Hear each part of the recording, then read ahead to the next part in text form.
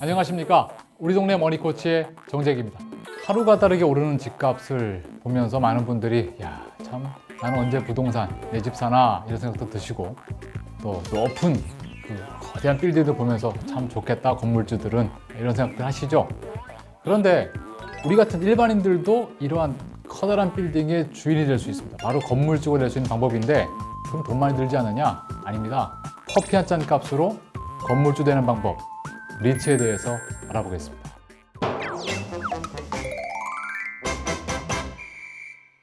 이 리츠라는 용어 조금 생소하신 분들이 계실 것 같습니다. 무슨 과자 이름 같기도 하고요.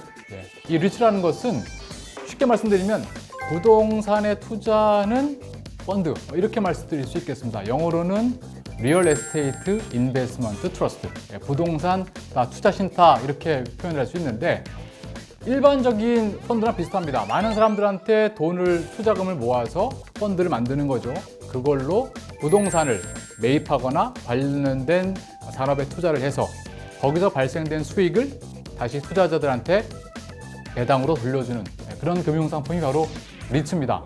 그런데 과거에는 이 리츠를 일반인들, 공모로 하기보다는 소수의 자산가들, 소위 사모펀드 형태의 운영을 하다 보니까 일반인들이 접근하기가 좀 어려웠었습니다. 그러다가 우리 정부가 리츠를 좀 활성화시키자, 공모 리츠를 활성화시키자 이런 정책적인 드라이브를 걸면서 많은 부분들이 이제 공모 리츠 형태로 나오게 됐고 일반인들도 리츠 투자를 할 수 있는 길들이 열렸습니다. 따라서 이 리츠 투자를 잘 한번 들여다보시고 그렇다면 내가 직접 건물을 매입해서 임대하고 하지는 않지만 내가 소액으로 투자할 수 있는 리츠 펀드 그 장점은 무엇이고 어떤 부분들을 주의 깊게 살펴봐야 될지 알아보겠습니다.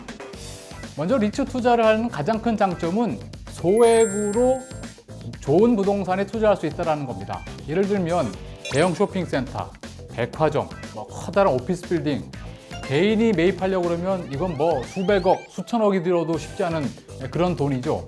하지만 많은 리츠들은 그 중에서도 상장돼서 주식처럼 이렇게 사고 팔 수 있는 리츠들이 있습니다. 이 리츠의 가격이 주당 5,000원에서 6, 7,000원 정도니까 아까 제가 말씀드린 커피 한 잔 값으로 부동산 투자를 할 수 있는 길이 바로 여기 있다 말씀드릴 수 있는데 첫 번째 장점은 바로 수익성입니다. 많은 분들이 은행 예금을 넣으면서 이게 금리가 조금 아쉽다. 연 1%에서 2% 정도 주니까 원금 지켜주는 건 좋은데 이게 수익성이 좀 아쉽다 이런 말씀들을 하시죠. 그렇다고 주식 투자를 하자니 이게 수익성은 좀 좋을 수도 있는데 안 되면 이게 손실 볼 수 있잖아요. 이게 또 불안하단 말입니다. 그래서 은행 예금보다는 조금 높은 수익 그렇지만 주식보다는 좀 안정적인 거 이런 거 없을까 많이 찾아보시는데 바로 여기에 해당되는 게 리츠입니다. 리츠는 부동산에 투자해서 거기서 생기는 수익으로 돌려드리는 이런 구조로 되어 있다 보니까 보통 연 5에서 6% 정도의 수익을 기대할 수가 있습니다. 그것도 아주 안정적으로. 그렇다면 리츠는 어떻게 해서 수익을 내는가?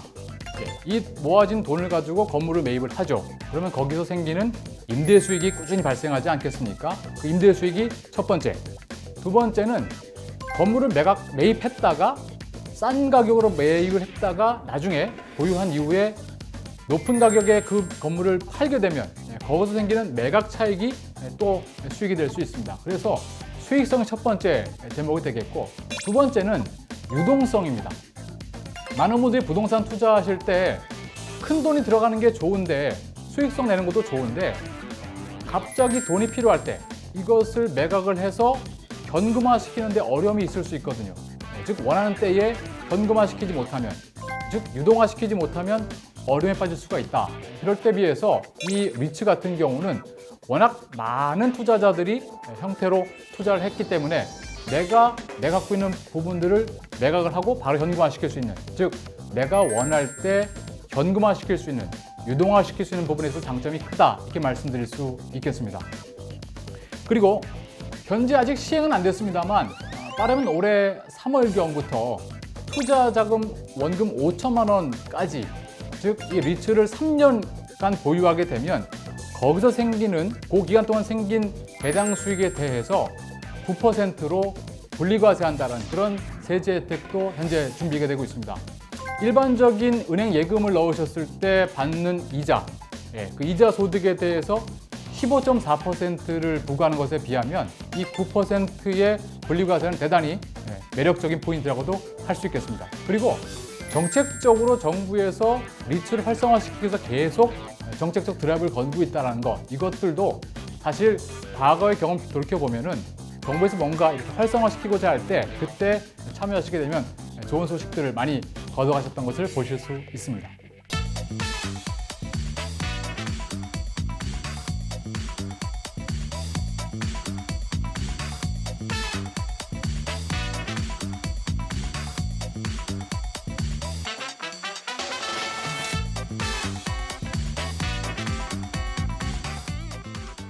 자, 그렇다면 이 리츠 어떻게 투자하면 되느냐 궁금하시죠? 크게 두 가지 방법이 있습니다. 첫 번째는 이 리츠가 우리 주식시장에 상장이 되어 있습니다. 현재 한 7개의 리츠가 상장되어 있는데요. 그 리츠를 우리가 주식을 사고 팔듯이 직접 사고 파시는 방법을 통해서 리츠에 투자하실 수가 있겠고요. 두 번째 방법은 이 리츠를 처음에 공모할 때 같이 투자하는 방법이 있습니다. 즉 상장 전에 공모주 청약하듯이 리츠도 공모할 때가 있습니다. 그때 같이 참여하시게 되면 공모 단계부터 참여하시게 되면 훨씬 더 좋은 수익을 거두실 수도 있겠습니다. 따라서 상장된 리츠를 사시거나 또는 공모 단계에 있는 리츠를 투자하시는 방법, 그 두 가지가 있겠습니다. 그리고 이런 정보들 사실 일일이 찾아보기가 어려우시죠. 그래서 국토교통부에서 리츠 정보 시스템이라는 사이트를 만들어 놓고 운영하고 있습니다. 거기 들어가 보시면 현재 어떤 리츠가 준비 중에 있고, 그리고 현재 투자되고 있는 리츠들이 어떤 부동산들을 보유하고 있으며 거기서 발생되는 수익은 어느 정도인지 아주 상세한 정보들을 확인하실 수 있으니까 투자 결정을 하시기 전에 꼭 리츠 정보 시스템을 확인해 보시기 바랍니다.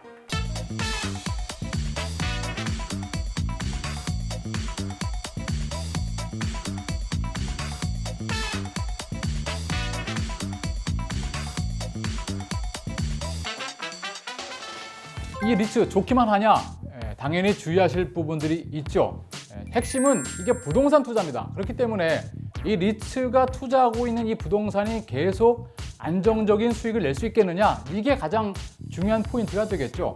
예를 들면 어떤 백화점에 이 리츠가 투자가 됐다. 그렇다면 이 백화점이 계속 안정적인 수익을 낼 수 있겠느냐? 어떤 오피스 건물을 샀다. 그렇다면 공실 없이 꾸준하게 임대소득이 발생할 수 있겠느냐? 이게 가장 핵심적인 포인트가 되겠고, 건물을 또 매입했다가 매각한다고 했을 때 그 차익이 과연 어느 정도 되겠느냐? 이런 것들도 한번 예상해 보시고 결정하시는 게 좋겠죠. 그리고 이 리츠가 결국은 상장돼서 주로 거래가 되기 때문에 안정적이라는 장점은 물론 있습니다만, 그러나 그 리츠 가격 자체는 매일 주식시장의 변동에 따라서 오르고 내리고 하고 있습니다. 따라서 작년 말에 상장됐던 리츠들 중에 상당 부분 지금 한 10에서 15% 정도가 지금 하락된 상태로 있습니다. 즉, 내가 아무리 리츠를 투자했다 하더라도 리츠 자체에서 임대소득은 안정적으로 들어오고 있지만 리츠 그 가격 자체는 변동성이 있으니까 그런 변동성을 한번 따져보시고 투자의 어떤 타이밍을 잡아보시는 것도 필요하겠습니다. 끝으로 조금은 복잡하지만 중요한 포인트가 하나 있습니다. 바로 리츠를 처음에 공모할 때 개인들만 투자하는 것은 아니고 기관 투자자들도 큰 돈으로 갖고 들어오는 경우가 많이 있습니다. 그때 이 큰 포지션을 갖고 있는 이 기관 투자자들이 자기 몫을 매도해버리고 빠져나가 버리면 리츠 가격이 아주 급락할 수가 있거든요. 따라서 이런 부분들을 좀 방지하기 위해서 이 기관 투자자들한테 일정 기간 동안은 리츠를 매도하지 못하도록, 일정 기간 동안 확약 기간 동안에는 좀 매도하지 못하도록 묶여 있는 그런 제도가 있습니다. 따라서 리츠에 현재 어떤 기관 투자자들이 들어와 있고 이 물량은 언제 정도 풀릴 수 있는가, 이 부분도 확인해 보셔야 단순히 리츠 가격만 보시고 판단하실 수 있을 때 생길 수 있는 위험성을 예방할 수가 있겠습니다.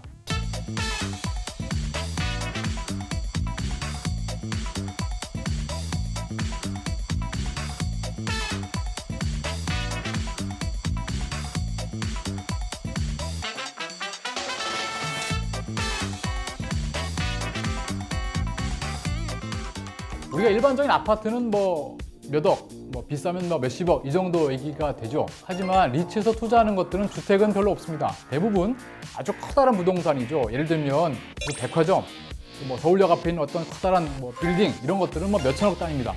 예를 들어서 이 리츠에서 1,000억짜리 부동산을 매입을 했다. 그렇다면 한 달에 거기서 임대료가 얼마가 나오겠습니까? 임대 수익 예컨대 20%다. 그러면 얼마입니까? 한 달에 1년에 뭐 몇백억씩 임대료가 들어오는 것이죠. 그렇다면 그 임대료를 가지고 뭐 관련된 경비도 처리하고 그렇게 생기는 남은 최종적인 배당금, 그게 있을 텐데 이게 여기서 보통의 주식과 다른 점이 바로 여기 있습니다.